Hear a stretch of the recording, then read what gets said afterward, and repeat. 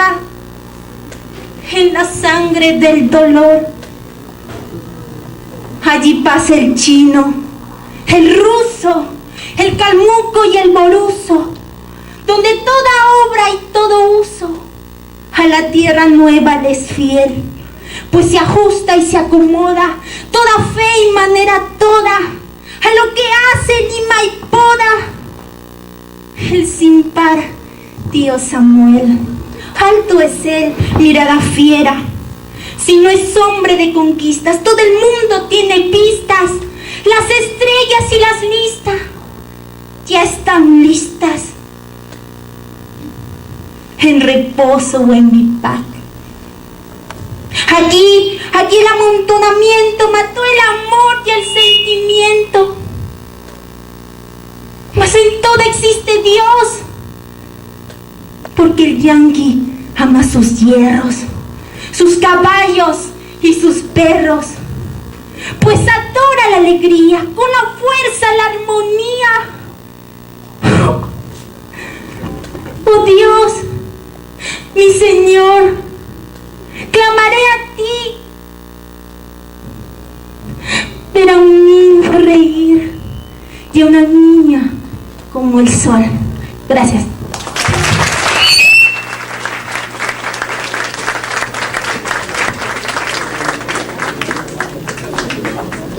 Me encantó su poesía. Para que la puedan conocer, la hermana Stephanie Chávez. ¿Sí? Ella es campeona regional de poesía en el año 2012. ¿Sí? Excelente, ¿sí? Le ha salido muy muy bonito. ¿Sí? Aplauso.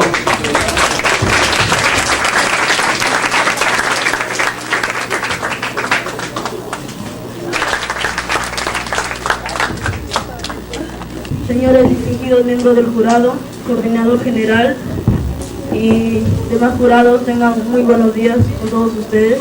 Mi nombre es Hermen Antonio López Pérez y mi compañero Juberosquiano Villarreal. Nosotros representamos al Colegio Oxford y la obra que nos ha tocado exponer es la obra del excelente autor francés Victor Hugo, la obra de Los Miserables. El autor es Victor Hugo, de nacionalidad francesa. Nació en la ciudad de Besançon en el año 1802, un 27 de febrero, y falleció como bien lo dices, el romanticismo nació en Alemania a fines del siglo XIX y es una oposición al realismo. El romanticismo nos dice que primero, antes que todo, están los sentimientos mucho más que la razón. Bueno, el tema de esta obra, nos presenta, Victor Hugo nos presenta 10 tomos en la cual nos da a conocer 3 sucesos importantes de la época. La degradación por haber robado un pan y retenido por 20 años. Sus evasiones hacían más larga la condena. Embrutecido ya por la convivencia con auténticos delincuentes, consigue evadirse, pero su libertad había hecho decididamente un criminal. Su suerte lo condujo al Monseñor Myrial, que sin más armas que la dulzura y la caridad, lo conduce por el camino de la virtud a Jean Valjean. El sacerdote le brinda hospitalidad, pero él huye después de haberle robado. Es detenido y llevado frente a su víctima. El sacerdote afirma que él le había regalado aquellos utensilios. Jean, años después, transforma su vida, construye otra vida. Bajo el nombre de Madeleine intenta rehabilitarse, interesándose por los desgraciados, especialmente por Fantine, una joven seducida y convertida en prostituta para mantener a su hija Cosette. La niña fue confiada a una pareja sospechosa, quienes la explotaban indignamente, pero al fin consigue la protección de Jean Valjean. Madeleine se entera que Jean Valjean, el expresidiario que había sido buscado por hacía ya 8 años, ha sido detenido. La policía cree haber reconocido al evadido en un infeliz anormal y estaba a punto de ser condenado.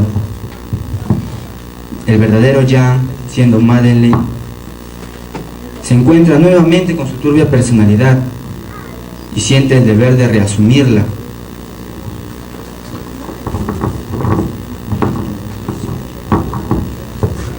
Pero toma consigo a Cosette, marcha a París y continúa con su vida de bien.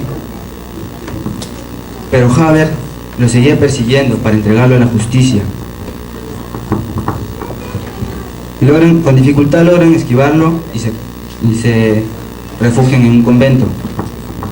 En una rebelión de 1832, él pudo matarlo y una vez liberarse de él, pero le salvó la vida. Javert, al ver la revelación de humanidad y que transformó toda su ideología, se suicida. Primeramente, antes de decir el mensaje, quiero hacer un hincapié en lo siguiente que nos deja. Es el siguiente, que lo miserable que el hombre puede ser por la injusticia y la maldad. Pero yo quisiera saber cuántos Jean Valjean hay aquí, cuántos presos espirituales que por robar un pan están condenados a sufrir. Atrévanse como Jean Valjean a salir adelante. Gracias.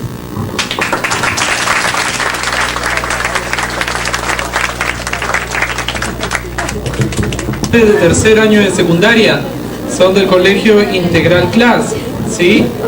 Y su obra va a ser... Muy bien, ellos... ¿sí? Un aplauso, por favor.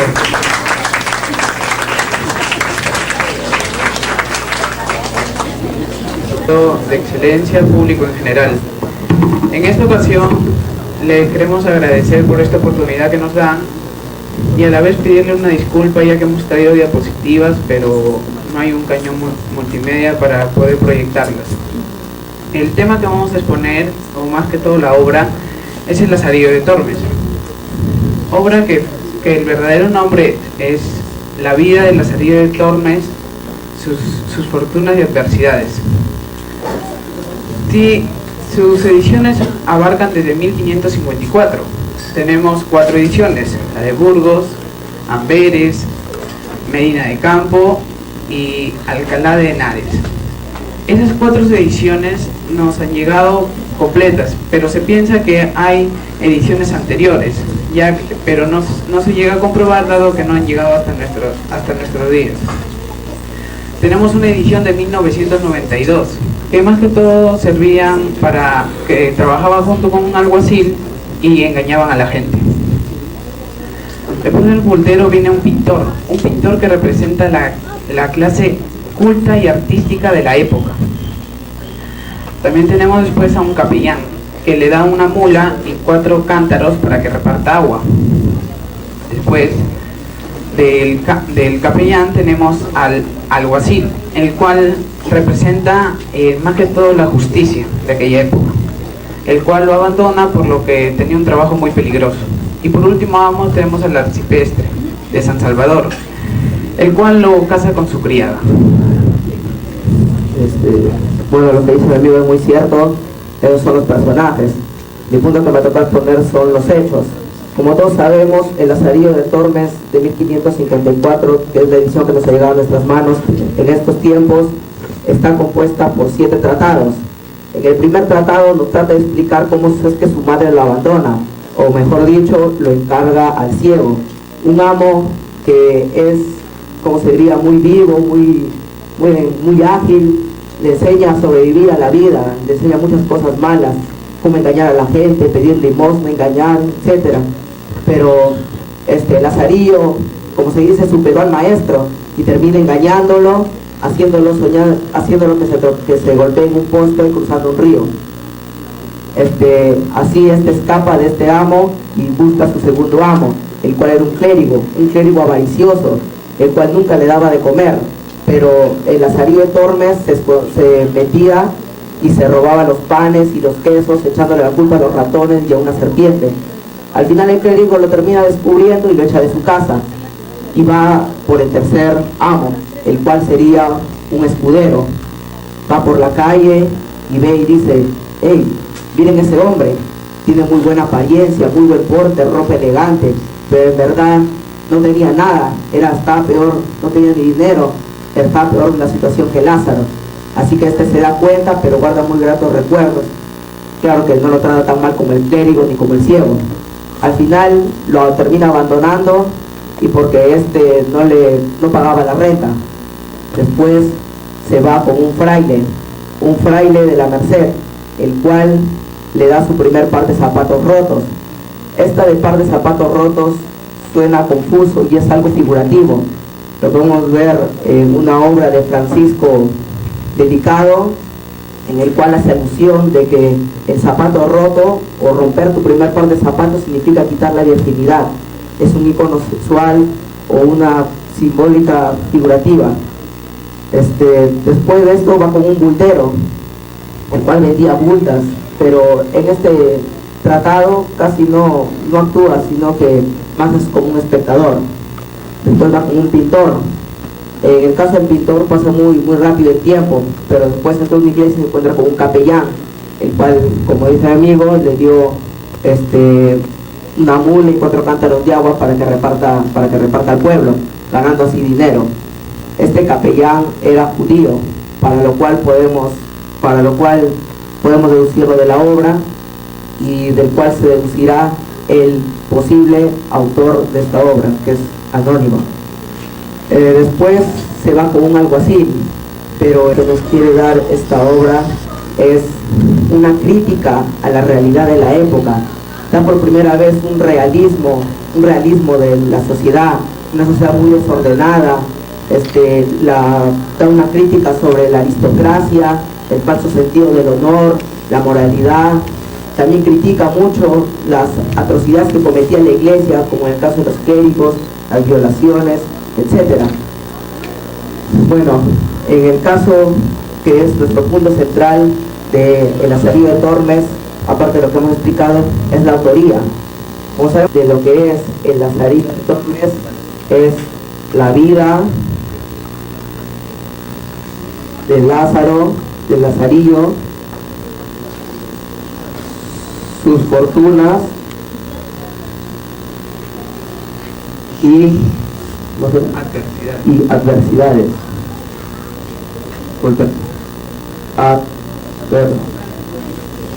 Entonces aquí podemos agrupar estas 3 palabras, estas 3 letras aquí, y agrupar estas 3 letras, estas 3 también de acá. Y si a esta palabra lo invertimos, ¿qué tendríamos? Valdés. Y de ahí se comprueba que dice, bueno, es una hipótesis, pero no sé si será mera coincidencia, o de seguro lo habrá decidido así el autor anónimo, decidir que estas 3 primeras letras y las 3 últimas forman su propio apellido. Pero sigue siendo una incógnita hasta el momento, y tal vez siga siendo así, pero nada se ha demostrado. Gracias.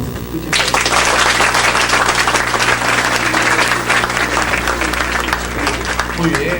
Estimado público, muy buenos días. Es un gran honor estar delante de ustedes para participar en esta quinta tertulia literaria de la excelencia. Mi compañero es Ronaldo Rojas y mi nombre es Angélica Zapata, y representamos a la institución educativa privada Mayor de San Marcos. A nosotros nos ha tocado exponer la obra del genial William Shakespeare. Su obra es Hamlet. Angélica, ¿cómo te sientes? Me siento muy bien, excelente, de contar con la presencia de este maravilloso público y de estos distinguidos miembros del jurado. Ronaldo, ¿cómo están tus ánimos? Con muchos ánimos. Y esta obra se encasilla en la etapa de la literatura moderna en el Renacimiento. Esta etapa se desarrolló en el siglo XV y XVI. Es un movimiento literario, científico, artístico y cultural que también tuvo implicaciones sociales y políticas. Angélica, como sabes, toda obra se desarrolla en determinada época y en determinado contexto. Y en este contexto histórico es donde se desarrolla Hamlet. A finales del siglo XVI y comienzos del siglo XVII se cuestiona la legitimidad de los reyes a heredar el trono. Auge del capitalismo. Ronaldo, ¿qué te parece si te doy a conocer a los personajes de esta maravillosa obra? Adelante. Entre los personajes principales podemos encontrar a Hamlet, Gertrudis y el rey Claudio. Y en los secundarios Fortinbras, Laertes, Ofelia, Polonia, entre otros. Pues cuenta de que el rey de Dinamarca había fallecido. Todos los que vivían por el castillo decían que había sido porque una serpiente lo había mordido. Mientras de que eso pasaba a las afueras del castillo, en el castillo otra cosa pasaba. Hamlet se encontraba triste, desolado, abandonado. No solo era porque su padre había fallecido, sino de que su madre había contraído nupcias con una persona.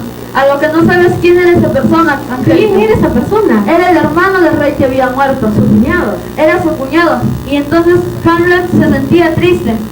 Pasan los días y los guardias van y le dicen a Hamlet de que un fantasma se está presentando ante el castillo, el fantasma del rey.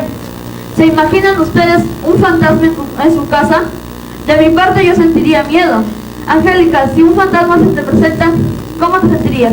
Personalmente también tuviera mucho temor, es algo paranormal que un fantasma se te presente de la nada. Claro, pero Hamlet, valiente, va al lugar donde dicen de que se presenta.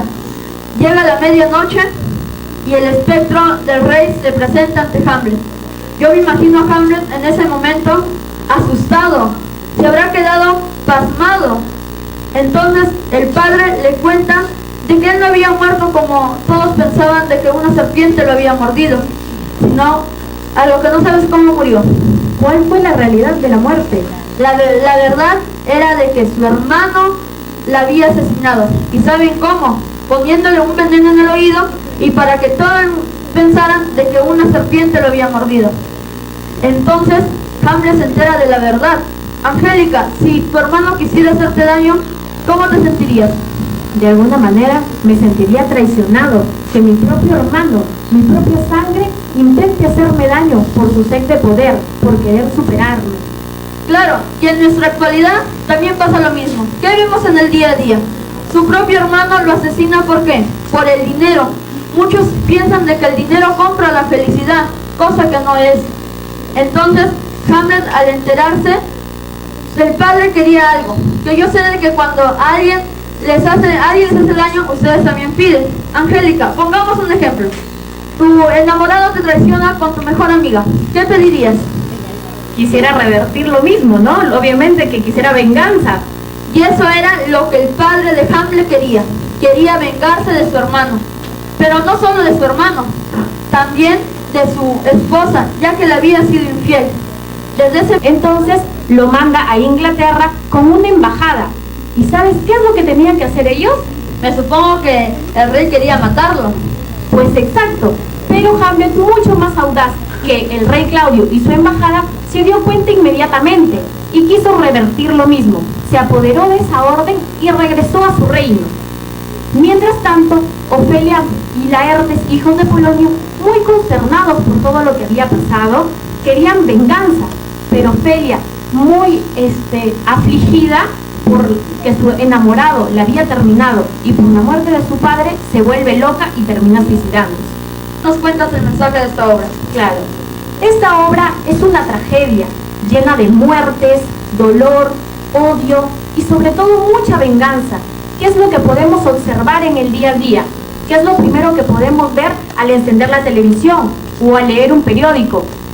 Violaciones, delincuencia, asesinatos. ¿Y por qué? Por envidia. Hasta en nuestro propio salón de clases podemos observar eso. Entre compañeros generamos envidia, pleitos, a veces por cosas absurdas, tan insignificantes como que mi compañero puede obtener lo que yo no. Y entonces esta obra nos hace reflexionar y nos hace ver que ninguna de estas actitudes nos conducirán a algo bueno. Al contrario, llenará nuestro corazón de más odio y rencor. Por eso es que debemos abatir todo odio y sobre todo poner las manos al fuego de la justicia de Dios. Una acción que empaña el agrajo del pudor, tacha de hipócrita la virtud, arrebata su rosa de la tersa frente del amor puro, dejando allí una infame llaga. Hace los votos conyugales tan falsos como juramentos de Taur. Autor William Shakespeare. Muchas gracias. Ella tiene 13 años, es una jovencita de la iglesia también que pertenece al barrio Gran Chimú, ¿sí? ¡Fuertes aplausos!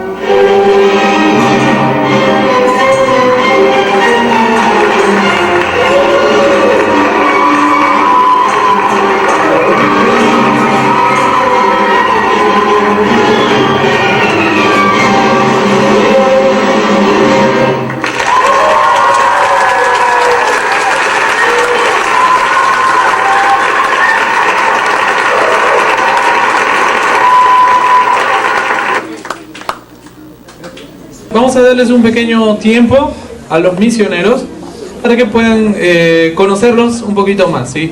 Mi nombre es Ede García, pues como misioneros estamos aquí por 2 años en nuestras vidas para poder testificar las enseñanzas que Jesucristo ha dejado para cada uno de ustedes. Bueno, yo nací en México, Monterrey, ¿sí? Okay. Está muy lejos de aquí, ¿sí? Pero mis padres son de Lima, son de aquí, peruanos, ¿sí? Y también estuve un tiempo en Lima, pues también conozco algunas cosas que están aquí en Perú, he estudiado en algunos colegios, pues también estaba en la Universidad San Marcos, sí, en Lima. Ya después de mi escuela, como entré en la universidad. Y bueno, yo soy Elio García y eres mi compañero.